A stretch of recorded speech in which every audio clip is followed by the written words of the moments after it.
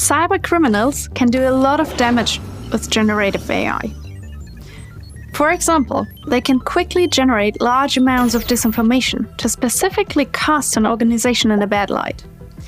Generative AI is also very good at compiling information that can then be used for targeted social engineering attacks, for example, exploiting human weaknesses. Or cybercriminals may use the AI's ability to write software code in order to keep building new malware that is not yet detected by standard virus scanners. This introduces new opportunities for criminals without much technical knowledge. So far, cybercriminals are still sharing the work.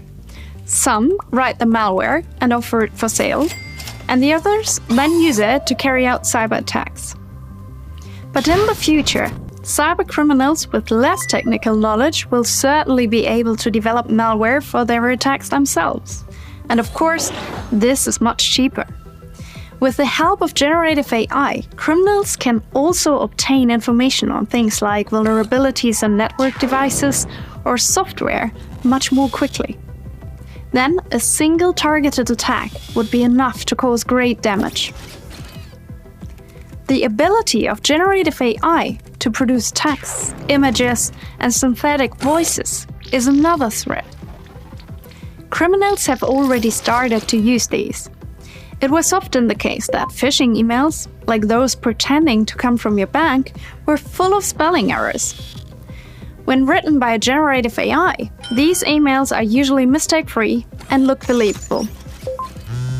A voice created with generative AI can also make fraudulent calls and even obtain sensitive information during the conversation. Of course, this works even better if the voice mimics a friend or a colleague. For an AI that has been trained accordingly, that's no problem.